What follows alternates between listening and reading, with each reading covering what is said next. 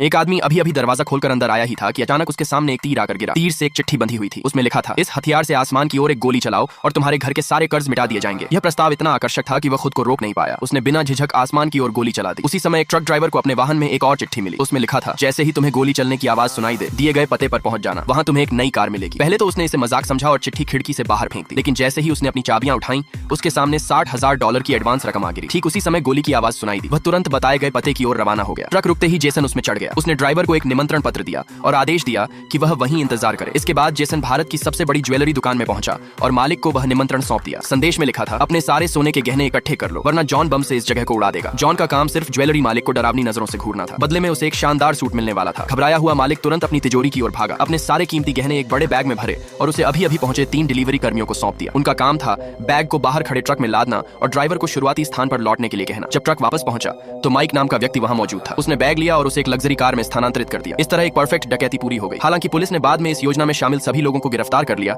लेकिन जांच में एक बेहद अजीब बात सामने आई। कोई भी व्यक्ति एक दूसरे को नहीं जानता था और किसी को यह भी नहीं पता था कि वह चोरी का हिस्सा बन चुका है। सभी ने केवल लिखित निर्देशों का पालन किया था। माइक इस पूरी श्रृंखला की आखिरी कड़ी था। पुलिस कप्तान को यकीन था कि वह असली मास्टरमाइंड तक पहुंच सकता है, लेकिन उसे यह नहीं पता था कि माइक अंधा था। जब उससे पूछा गया कि क्या उसने अपराधी का चेहरा देखा था, तो माइक ने सिर हिला दिया। तब उसके सहायक ने बताया कि माइक का काम सिर्फ बैग उठाना, 5 कदम पीछे जाना और उसे कार में फेंक देना था। उसके मेहनताने के रूप में उसकी आंखों का इलाज कराने का वादा किया गया था। जांच में यह बात सही निकली। तभी खबर मिली कि शाम 6 बजे एक और ऑपरेशन होने वाला है। यह सुनते ही पुलिस प्रमुख गुस्से से भर उठा। इसी तरह के 2 मामले पहले ही इस महीने हो चुके थे। जब उनके सारे प्रयास विफल हो गए तो उन्होंने अपने उच्च अधिकारियों से मदद मांगी। आखिरकार मुख्यालय ने अपने सबसे बेहतरीन जासूस को इस रहस्यमयी मामले की जांच के लिए भेज दिया।